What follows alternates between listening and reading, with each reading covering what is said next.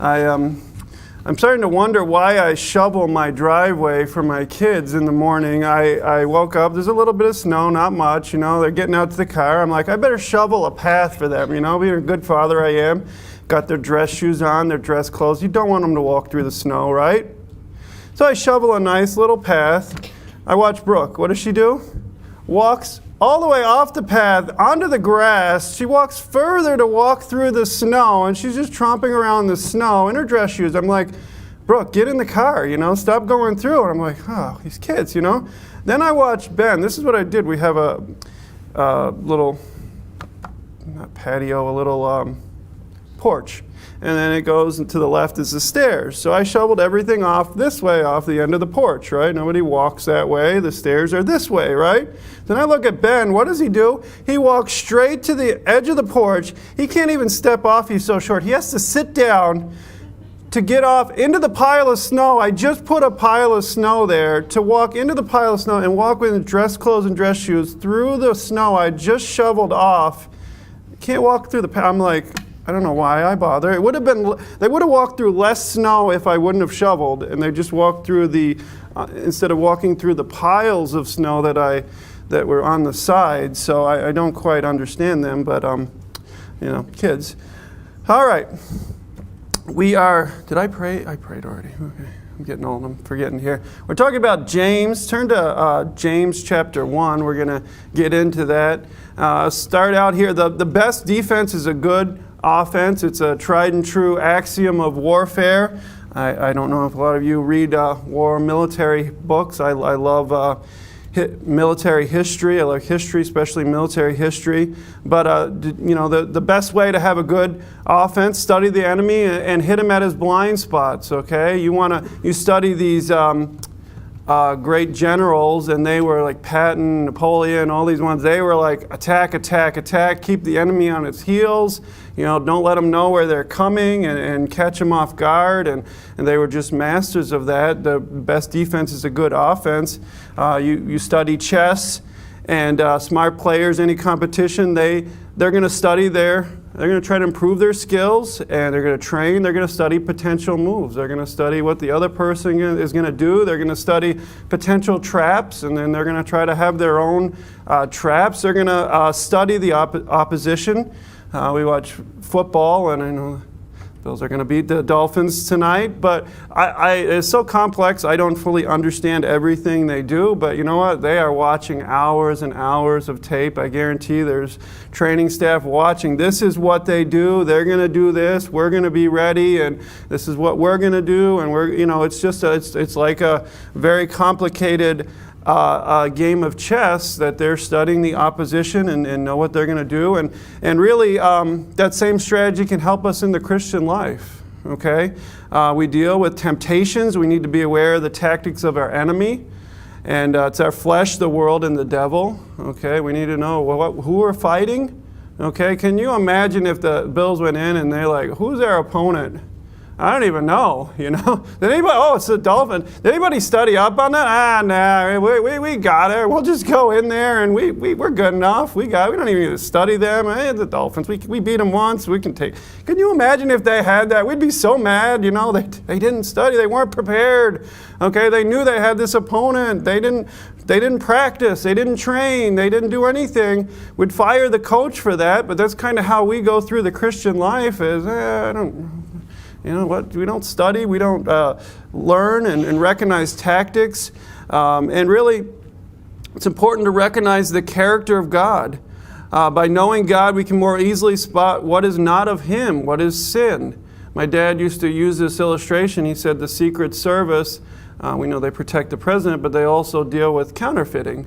And he said the way they train somebody new, they don't expose them, show them a bunch of fake bills. They let them deal constantly with the real thing. And he said, when you're constantly feeling and studying and you know the real thing, as soon as a fraud, a fake comes through, they can detect it right away because this isn't right. Okay, we don't need to study all these fake doctrines, wrong doctrines. We study the Bible. We'll know instantly when something comes through that's not of God. When we know God's character, we can spot sin, and that's important. As we face trials and temptations, our faith wavers. We get confused. Who we're fighting? Who's fighting against us? Sometimes we fight against the one who is on our team. Okay, Christians, we get mad at God. God, why did you do this? I can't believe. We get angry and bitter at God for allowing things, and He's like, I'm on your team. I am with you. I think of kids, and as I have young kids now, I've kind of realized the amount of work, the love, the patience, the amount of effort that you go into raising kids, especially small kids. You're up in the middle of the night, they're throwing up, you're changing their bed sheets twice in the middle of the night, and because they threw up, you're wiping their bottoms, you're feeding them, making meals. My wife was gone last night, and she left me in charge of the cooking. I didn't even have to call her to ask. I almost did. I could not find the SpaghettiOs and the cans of things. She had them hidden under there. She's got them low. She's like, I can see them. They're there. You're there. And I'm like, I got to go down. I found them. I didn't call her. She was out, partying with her friends, leaving me alone there with the kids. But I was able to microwave them and serve the SpaghettiOs. I was very, very proud of that.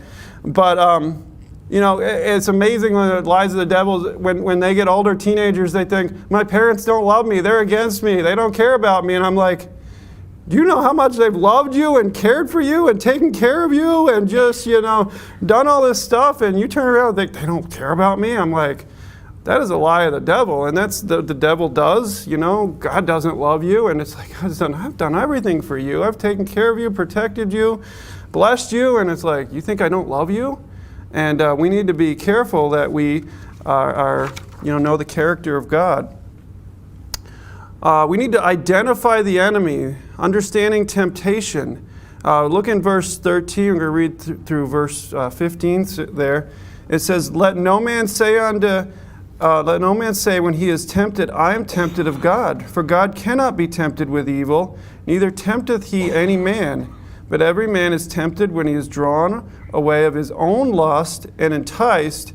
Then when lust hath conceived, it bringeth forth sin, and sin, when it is finished, bringeth forth death. So where does temptation come from? Where does it begin?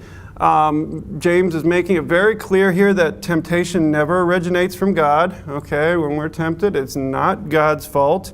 God's character indicates He will not tempt us. He's holy. He hates sin. Okay, He will not sin. He doesn't tempt us with sin. He doesn't want us to fall. He's not going to, entrap us, and try to, let me just send somebody to, see if I can get them to sin. He doesn't want that. When we're being tested, we must never believe God is teasing us with sin to see if we'll give in. He never tempts us with evil or tries to make us sin. Okay, don't ever think, God's doing this. It's our own flesh. We know God is never the source of temptation. He represents utter holiness. He hates sin. He doesn't want it. He's not going to use it. He doesn't want us to sin, and He's not going to tempt us. God's holy, pure, without evil, deception, manipulation. He's not trying to manipulate us. Okay, He's not going to say, well, I just want to see if you really love me, some jealous girlfriends or boyfriends, they'll do something just to test their spouse, I just want to see. He's not going to do that to us. No part of God desires sin. God does not tolerate or even look at wickedness. Okay, so God's making it very clear. Hey, James is making it very clear. This isn't from God. God doesn't put sin in our lives. We sure the temptation did not originate from God. God's holiness doesn't mean that He turns His back on the temptations and sufferings we experience. He's sovereign. He orchestrates, controls everything that happens to us. It seems like a contradiction. He's not doing it, but why is He allowing it? He doesn't test us with evil. He does permit evil to exist. Okay, and He allows it to endure, and in order to grow our faith in Him, and that's the purpose. And I was watching a YouTube thing, and somebody asked apologist, he said, why does God allow the devil to exist? Why doesn't He get rid of him? And I can't remember his answer about that, but then he said, well, what if He got rid of all evil? What if He got rid of you? You do evil. What if we started knocking off people that did evil? I don't think there'd be many of us left, and we don't think of ourselves that way. We think, oh, we're good. We're on the nice list, and God will never knock me off. But, maybe there's a time in your life you weren't living right, and, God could have knocked you off for what you've done. And thank God He doesn't just take us out for evil, when we do evil and when we do wrong. So God permits evil, the devil, okay? He tests us, helps us to grow. It shows us where we're at. When we're falling, it shows us that we're not right. We're not spiritual. We see the account of Job. God permitted to face trials and spiritual temptation for a limited time. He knew He was in control. His sovereignty, He allowed each trial. He wasn't the one doing it, okay? But He allowed it, and He knew what Job could handle and controlled how much Job could be affected and how long. God knew. He didn't give the devil a blank slate there and say, do whatever you want to him. Okay, he knew Job. Okay, he knew what he could handle, and He didn't give him above what he could handle. Sometimes, I'll say this, if you're going through trials, think of it as a compliment. God knows you can handle it. Okay, God knows, I look at some trials that people go through and I'm like, I probably couldn't handle that. I don't know what would happen if I lost a child. How do they handle that? And God knows they can handle it. And maybe sometimes we don't go through trials because God knows we can't handle it. I don't know. Who else would you like to be in control of your trials and temptations? Okay, who else? Okay, can you think of anybody better than God? A sovereign God that cares and knows what you need and knows what's going to help you grow and going to show you things and convict you. And I'm glad God's in control. The idea of God's sovereignty actually encourages faith. He's an all-powerful Father. He loves us, understands us, molds us through suffering to become more like Jesus. We need to realize that, okay? Don't forget, like that teenager that thinks their parents hate them. You won't let me go here. You won't let me get a cell phone when I'm 10, you must hate me. I'm like, no, they love you. They're doing it. God's thinking, I'm allowing these things or I'm putting these trials in your life because I love you and I want you to grow. And we turn around and say, I hate you, God. And it's like, man. We need to understand the character of God. He loves us, understands us, and that's why I love the picture in the Bible of God's a father. When you have children, you realize that love that you have for those children, and it doesn't compare anywhere near to what God does, but He knows. He loves us. We need to, don't forget that. Don't let the devil deceive us. Although the trials and temptations hurt, we must believe by faith that the value of our transformation into holiness far outweighs the value we place on our comfort. Okay, if you ask yourselves, what do we want? We want comfort, right?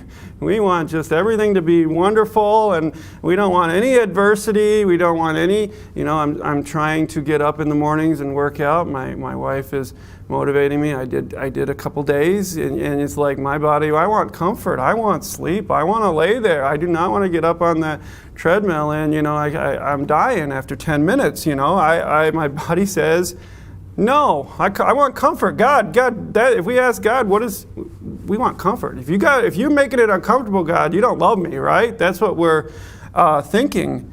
And that's not the way it is. God uses suffering and temptation to shape us into Christ's image. He's saying, I want you to grow and reach your potential. I don't want you on the couch and, not doing anything, and you're comfortable, but you're not doing anything, and you're wasting your life. God says, I want you to do something. I'm going to push you. It's not comfortable. As we demonstrate our devotion to Christ by humbly accepting whatever God allows in our life. As we face trials and temptations, we want to lash out with blame for what happens to us. Think we know what is good, and that's the problem. We think in our finite wisdom, we know what's good and what we need, and anything that's not what we think, well, God doesn't know what He's doing. We think, we have this criteria, and it's a threat to our happiness if we're not, God's doing things, and we get angry at God sometimes. It's funny, some people, they have an event happen and it brings them closer, and then some people have a similar event and they turn away from God, and it's like, well, is it the event, or is it our attitude, how we're looking at it? And we need to be careful of that. We blame others and even God for trying to hurt us, but God's not the one to blame. You ever ask God, why has he put a difficult situation in our life? I know I have. Okay, God, have you forgotten about me? And you think, well, there's 8 billion people. He can't keep track of everybody. He must, he must be focusing on this. Must be focusing on this person and blessing them because he's kind of forgotten about me. He can't. God can multitask. He's the only man that can multitask. Okay, he can keep track of everybody, and he knows what he's doing. Why do we keep giving into sin no matter how much you don't want to? Why God just doesn't take away all your desire for sin? Okay, I hear some testimonies, and some people were in drugs and they get saved and then they never have a problem with it the rest of their life. And it's just done. They get victory, and some people get saved and still struggle with these sins. And it's like, God, you could just take that desire away. Well, maybe he's leaving that there for a reason. If you read in the Old Testament, the Bible talks about he left the certain enemy nations in the land, and he said to prove them. You say, what does that mean? It meant that when they got away from God, those nations would rise up and torment them. When they were spiritual and right with God, they could easily defeat them and take care of them. God kind of left those nations there to prove them, to see if they're, to keep them close to God. If we get away from God, they're going to rise up and torment us. If we're right with God, we don't have a problem. God will take care of them. You watch the battles, and God just takes care of the enemies through multiple different ways. But God sometimes will leave stuff in our lives to prove us. We can only defeat that desire or that trial, that tribulation, if we're spiritual, if we have the power of God. Our accusations against God reveal how little we know and trust him. Look at Job's question. Job questions why, and I don't blame him. If everybody I cared about died, I would be asking God why, and I lost everything. I can't even imagine what happened. God never answers the question, but he, through a series of awe-inspiring questions of his own, God demonstrated his wisdom. And he didn't match Job's finite understanding with easy answers. He simply revealed himself to Job, and give Job all the credit in the world. If I lost one kid, I couldn't imagine that. I'm looking at my kids this morning, and I'm like, God, if you want to take them away, they're yours, but man, it's going to be tough. And I can't imagine losing all your kids, all your possessions, everything you have, except his wife. By the time God finished speaking, Job's perspective had completely changed. Job's trial showed that he lacked a practical understanding of God's character, and I'm not putting Job down because he's, I couldn't do what he did, but he still questioned, and, we had to be careful. Our sinful response to suffering reveals we don't know the truth about ourselves, or at least we don't want to face the truth. We seem to think we have the right to know what God knows, and we have the capacity to judge what is best. I mean, our wisdom is so finite, we have no clue. God's playing 3D chess, and he's 100 moves ahead of us, and all we can think of is, well, why'd you do that? And he's thinking, well, you don't know in 10 years this person you're gonna be able to relate to this person because you went through this tragedy that they went through, or we have no idea why he's doing things, and you're going to be able to reach this family because of what I put you through and this trial, and they'll give you this burden for this group of people. I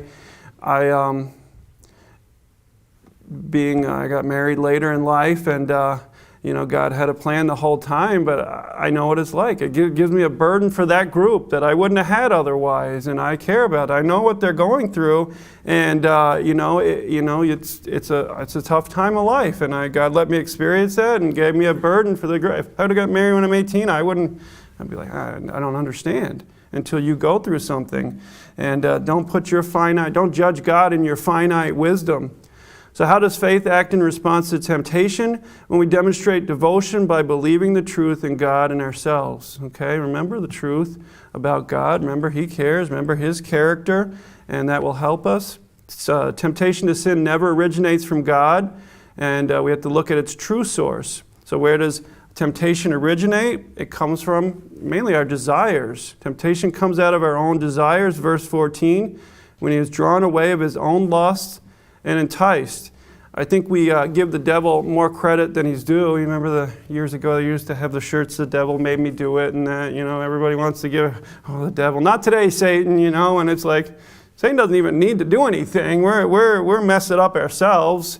We got our own problems. I don't even bother with that person. They're going to mess up on their own. Okay, they don't need any help. But our own desires comes from our own heart. We want to blame people, circumstances for why we sin. The truth is we don't need to. We really are the ones to blame. Okay, we have to understand it's not the devil. It's not everybody else's fault. It's our own fault. We're tempted by our own sin nature. Temptation from the world is just extra. I was kind of thinking this, and I'll say this: there is more temptation in society today as we're more and more immoral, and it's like, you look at the billboard out. Don't look at the billboard out there. But I'm just saying, you can't even go to church, and there's just junk everywhere. We got phones, and it's my father-in-law has said, he used to go to a seedy part of town and go to a seedy place to get look at this bad stuff, and he goes, now anybody can get it anywhere on the 2 buttons on their phone, and it's just temptations everywhere. It certainly isn't making it easy, but still, I was thinking about, read the Bible. Look at the sins that they did, and they didn't have all these temptations. They dressed modestly, and they did this, and they're still messing up all the time, and they're wearing, full-length robes, and they're all dressed, and they're still, doing all sorts of immorality. So it's our own desires. It's not just the world that doesn't help. We cannot blame our choice to sin on anything or anyone but ourselves. Many factors influence us: the way of the world, our friends, our enemies, the devil. We need to be careful, and that's why I appreciate church. Brother Crone mentioned we need a subculture.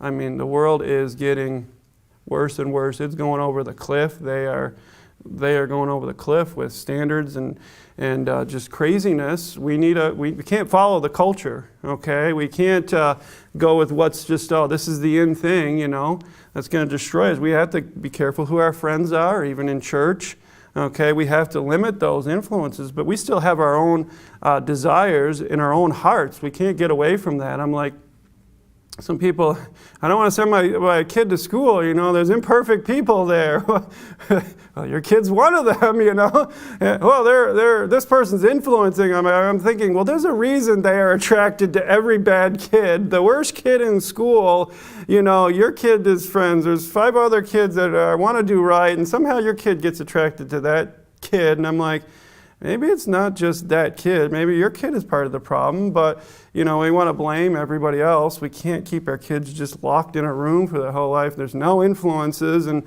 they'll be perfect. They still have their imperfect hearts. You can't get rid of that. They still have their sin nature, and, you see that. My father-in-law ran a college, and he said some of these homeschoolers, and they can't do anything, and all of a sudden they get a little bit of freedom, and they're the worst. Because they've never learned how to deal with temptation, learned how to deal with bad kids and how to stay away and not give in to that. And then as soon as they get out, well, they're doing all sorts of junk that you wouldn't believe, and they've never learned how to deal with it. I went to public school, and I don't recommend it, but you know what? I looked for the best friends I could find. I didn't look for the worst kids there. They weren't perfect, but I was trying to find the best ones I could. I was hanging out with the bad ones, and we have a choice. And I'm like, if that's public school, and you're in Christian school, and you got to find the one bad kid and hang out with them, you're making that choice. It's probably you. We got our hearts. We can't get away from that. Temptation comes from our own desires. Temptation is specific because all people are different. We have different desires. The form of temptation we face is different. You may struggle with something that doesn't bother me, and I may struggle with something that doesn't bother you. We look at Adam and Eve. What were they offered by the serpent? Knowledge and wisdom. Okay? This day and age, most of us, I don't need that. What do I need that for? But that's what they wanted. That's what they were willing to give up on God and disobey God for. They spotted their own finite differences compared to with His power and wisdom. And what is He offering? You shall be like God. You shall be all-knowing. And they're like, okay, I'm in. That's what got them. He knew what they desired, to be just like Him, not in the way He intended.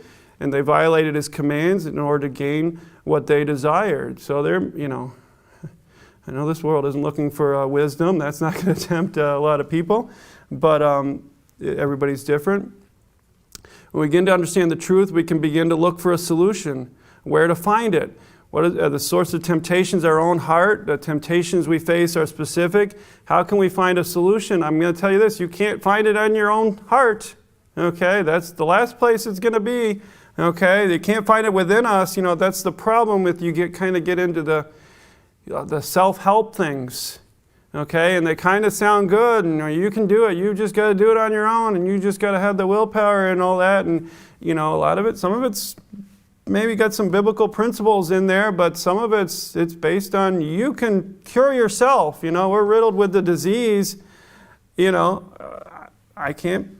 We can't fix ourselves. We need help. We need Jesus.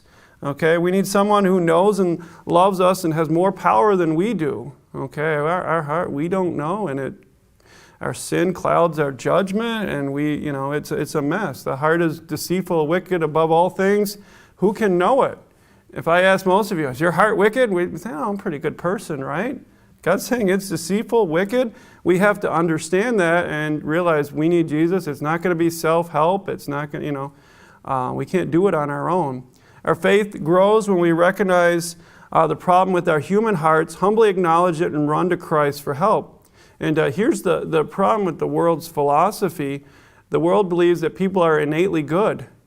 Okay, people can do good, and they want to save the planet and everything. And but how does that go against the Bible? The Bible says what? We're born sinners, right? I've got 3 kids, and I know that. Okay, if you've had little kids, you know it. If I had $1 for every time they get on each, you're touching me, he's touching me. Every time they're fighting, you watch these Norman Rockwell pictures and the dad's reading and they got the 2 kids on either leg and they're all crowded around. And I used to think, that's wonderful. I can't wait till I can do that. And I have 3 kids and they're all like, Daddy, read to me. So I get them all huddled in so they can see the book. What happens after like 2 seconds? He's touching me. She's touching me. I can't see it. I'm like, last night I was, my wife abandoned me and I was taking care of the kids and I'm reading to them. And then Brooke is there and, very sweet. She puts her arm around me, my neck, and I'm like, this is just so sweet. Then Brianna puts her arm around my neck and I'm like, oh, this is so sweet. And then after 2 seconds, what? Brianna's touching me. And then Brianna's like, Brooke's touching me. And they're like having a fight over their arm. They couldn't just put their arms there. And I'm like, the sweet moment was soon dissolved very quickly, and they're fighting each other because they want to put their arm around Daddy, and so that doesn't always work. But I know they got a sin nature. I don't have to train them to be bad. Okay, I don't have to say, go fight with your brothers. You guys have really been getting along all day. You guys need to have a little fight and a little spat and, go start crying and go to mommy and, push each other, punch each other, and you don't have to train them to do that, okay? We know their hearts are bad. You say, how does that affect? That affects everything when you have that view. And I read a Republican, a black Republican, he was a preacher, and he was talking about this, and he said basically it affects everything because when they believe you're good, you're perfect, well, when they do bad things, whose fault is it? It is everybody else's fault. It's the parents, it's society, it's the guns that made him go shoot everybody. It is in England they banned guns, so now it's knives. They almost have the same as New York City. It must be knives. Now they're got a campaign to, I don't know how they're going to ban knives, but it must be the knives. I can't see it. It's the heart. Okay, it's wicked people, so it must be everybody else's fault. And that influences all your politics, the way you think, your worldview, just by this simple concept. We know, even politicians, we know we don't want to give them much power. Our founding fathers said men are wicked, men are corrupt. You better limit their power. The more power you give them, the more they're going to do corrupt things. And so one side says limit government, the other side said give them more power and they'll solve all the problems of the world. I'm like, they can't solve anything. They're a mess. And I recently, you may follow it, the car's getting stolen, and it's one brand, I think it's Kia. They're blaming the car manufacturers for car thefts. Brother B.A., I have never looked at a Kia and think, man, I could steal that. That would be so easy to steal. I mean, even if the keys are in it and running, I don't think I want to steal a Kia anyway, but now it's the car. Well, they made it too easy to break in and steal. I'm like, okay. You think the person's just a good, upstanding citizen, and just all of a sudden, a Kia, I can just suddenly becomes a car thief, Grand Theft Auto, because, they should have made that car better, harder to steal. It's their fault. I'm like, no, it's our hearts, it's us, it's wickedness, it's not all this other stuff. They want to blame everybody else. We have to understand that. And what's the cure for a sinful heart? Jesus Christ alone can cure our sinful heart, and that's what they need. They think they're good people, and they're going to save the world and just do good things, and that's what it is. And, people are just good people, and I'm like, no, that's not what the Bible says. That's not what I see in reality. Okay, all this, talk about this bail reform. Well, they're just poor, and they just don't have money. We just got to let them go free, and everything will be better. They're just really good people. And then they go out and kill people and rob while they're on bail. I'm like, that affects people. It affects life. You got to be careful. This is why we follow the Bible. The Bible influences our worldview. The more we read, it's going to affect everything we do and think. So temptation to sin comes from our own evil desires. How does this work? Verse 14 says, but every man is tempted when he was drawn away of his own lust. Temptation occurs when desire meets opportunity. Our desire invites us to take what we want, no matter how we do it, luring us into danger. It's kind of like a hunting, fishing, trapping. I'm not a fisherman at all, but I've watched people fish. What are they going to do? I got to have the perfect lure, the perfect thing. Now, this is what they're going to be attracted to. I'm going to put it in. They study the fish. They know, and this fish will like this. This fish is attracted. This is where they live. Okay, this is where the best place to find them. And I don't know all that stuff. I'm not a hunter or fisherman. I'm not against that. I just never grew up with that. My wife said, wanted me to get into hunting, and I'm like, honey, I'm not against shooting deer, and I love meat, and I love jerky. I just don't think I could gut the thing and have it hanging there. And I'm like, I'm not queasy, I'm not against blood, but that's kind of not for me. Maybe I'd farm that out. She's like, you're going to teach our son to hunt? I'm like, well, maybe if there's a hunter, he can take our son and, teach him all that stuff that I don't know. I got some stuff I know I could teach him. Maybe I will swap kids and I'll teach him this sport or something, and he can teach my kid how to shoot and hunt. I don't know, but gutting it just really doesn't excite me. Give me the jerky afterwards or the venison, I'll take that in a heartbeat, but I just don't want all the work that goes into it. It amazes me what I can't come to church. It's so hard at church, and they'll go out at 4 o'clock in the morning and sit out in the freezing cold all day and watch for a deer, and I'm like, that ain't for me. I'm going to the store and I'm going to buy it. That's the easy way these days. We don't need to do that. But I got off subject here. The fish swallows the bait. We find ourselves caught, unable to withdraw. Our own desire draws us from safety, following the Lord to the way of danger, which ultimately leads to destruction. Okay, we need to be careful, drawn away. We need to say, hey, this is a trap. This is that looks really shiny and flashy, and you want to go do that? No, be careful. It's a little too good to be true, and we need to be careful of temptation. Some ways temptation can be deceitful. Think about in your own life. Sometimes we look and we think, well, the sin outweighs the consequences. It's not, the consequences aren't that bad. We think there won't be consequences. I don't love beer ads, but you watch beer ads. What do they have? Oh, it's a party. Everybody's happy. Everybody's having fun. Everybody's young. Nobody has a beer gut. Nobody's, they don't show you the consequences at all. I love the little thing. Don't drive drunk, just, why don't you camp on that a little bit, and show some accidents and some people, families ruined and lives destroyed and people in jail because they were drinking and killed a family and, and all the consequences, the abuse. It's staggering the amount of crimes. I think it's like 60 to 70% of crimes are committed under the influence of alcohol. It's like, wow, you know. They're not going to show you those things. They're not going to show you the consequences. They're going to show you the party and the pool and everybody's young and happy, and they're not going to show you the lives destroyed and ruined and all the people in jail because of alcohol and they did something stupid and the effects it had. I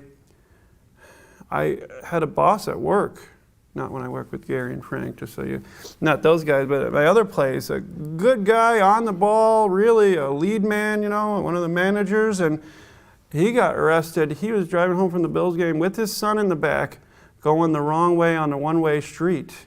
Or it wasn't a one-way street, it was like, there was a median. He was driving on the wrong side. I mean, this is a guy who's on the ball, leader, position of authority, somebody looked up to. And man, he could have killed his son. And it just, you know, just think of that. That just blows my mind, you know. But they don't want to show you those consequences. Desires, sometimes they're not bad in themselves. It can be legitimate, necessary things. We want safety, comfort, pleasure, fulfillment, and peace. You know, sometimes those aren't bad things, but when we reach out and we grasp them and we just want to hold on to them with the death grip, we turn our backs on God and sin. We have to be careful that we become masters of rationalization, okay? We can rationalize anything. You'd be talk to a teenager and you confront them on the sin. It's amazing their rationalization on it. Even adults, I mean, adults do it just as much. Okay, I'm listening to this music, it's not that bad, you know, they mention God in there, you know, it must be okay, you know, well, they're doing this, this, and this, and we can rationalize anything. Sin is sneaky and deceitful. When we really want something, we won't let anything get in the way of getting it, okay, and we want to make ourselves feel good, we don't want to be guilty, we want to rationalize it. Think of Saul. And Saul in the Bible, and Samuel, he's confronted, he's told, what? Wipe out the Amalekites, all of them, all the animals. That's all supposed to go to God. That's like the tithe, the first fruits, that goes to God. And what does he do? He decides to save the best animals. He's greedy, he's king, he's in direct violation of God's commands. And Saul asks him, what does he do? He rationalizes it, blames the people, tried to pretend they disobeyed, and he intended to worship God. Isn't that what well, I disobeyed God in order to worship God. Well, that's a good one, isn't it? You know, God specifically tells you point blank, do this, and your rationalization is, well, I did it to worship you. I mean, like, well, you know, I don't think God did not like that. God did not take that, obviously, and he was punished for that. But the essence of idolatry, we commit sin and we are willing to do whatever it takes to fulfill our desires. Okay, idolatry isn't, you know, I got an idol on my shelf. Most of us don't have that anymore, but these days, hopefully you don't. Okay, but it's just this thing is an idol. I want this thing and I want it more, this desire more than I want God. We value our satisfaction and happiness more than we value our God. And really it comes from a desire, desires come from a belief that we're missing out on something good. Okay, God's trying to withhold something. That's the biggest lie. He knows this would be fun, and if I did it, and He doesn't want me to have that, He's not a good God. Okay, and we just want to rationalize. Can't trust God to give it to us. What are the consequences of temptation? Verse 15 says, then when lust hath conceived, it bringeth forth sin, and sin when it is finished bringeth forth death. And the tricky part of temptation, it can look pretty good. Okay, you look at it and it looks good, and just like that lure floating for the fish, all those fish think it's good. You know, that looks wonderful, you know, and they bite it. Such an opportunity can seem beneficial. We rationalize it. It's okay to sin just a little in order to do something good. You know, sometimes we have that, like, that's exactly what Saul did. What did he say? Oh, I did it for something good. You know, God, I disobeyed you to worship you. You know, I'm doing something good, right? Nothing could be further from the truth. Giving into sin is always destructive. Illustrates the process of sin in terms of reproduction, conception, birth, and maturity. We desire something and then sin to fulfill the desire. our choice begin to develop into something ugly. Instead of sparking a life with our choice, we create something, we create death. And that's what we're doing. We have to be aware of the consequences. You know, that lure is trying to lure you in. They're not going to give you the consequences. The alcohol companies, they're not going to tell you the consequences. The gambling things, gamble responsibly. I'm like, well, that fixes it all right there. You're saying it can be abused and addicted. You know, we'll give you a number for a gambling helpline on the bottom, the little words there. You know, that'll make it all better. We're not responsible. We gave you a number to get help once you get addicted. You know, we told you drink responsibly. Yeah, well, that's the whole idea of drinking it. You lose your power to make reasonable choices, responsible choices. You know, it's like, okay, let me take this drug that makes you irresponsible and then tell you, make responsible choices, you know. It's just so they can be absolved of the consequences. James illustrates the process of sin in terms, I mentioned that, reveals the aspect about the consequences of temptation. They're not always immediate, okay? A lot of young people, they think, well, I did it and nothing happened. My parents told me, don't do that, don't do that, do it. Well, I did it, and I'm fine. Look at me. Okay, and they keep doing it and get deeper and deeper in. And it may affect them, you know, look at, you know, the smoking and drinking. It may not be till they're 60, 70 and they're dying of lung cancer that those consequences hit, you know. And all of a sudden, well, I wish I would have, you know, known about that years ago or listened, but it's too late then once we get sucked in. Can I say that be assured the consequences will catch up with you? Okay, they are going to catch up to you. It's a matter of time. You may get it. It amazes me sometimes you hear people living in immorality. They get away with it for 10 years and then it comes out. You know, it's going to come out. Sometimes people, it's the first time they do something and they get busted right away. And some people get away with it and they think, I'm getting away with it. No consequences. They're going to come out. Eventually it will catch up to you. Sin causes a rift in our relationship with God. Contrast the product of sin with the product of perseverance in verse 12. Faith endures trials and temptations. It matures into life, light, vigor, success, joy. Sin matures into death, darkness, isolation, despair, and ruin. We have to show, and most of us here aren't looking to get in, we have to show our young people. That's what they need to see. Hey, the effects of sin. I know a preacher used to take his kids down in the inner city and show them, you know, the homeless, the drug addicted, the people living in sin. And so, hey, this is where it will lead. Okay, these are the consequences. And not one of those people, if you asked them when they were a teenager, thought, well, one day you'll be a drug addicted zombie living homeless on the street. Do you think they thought that?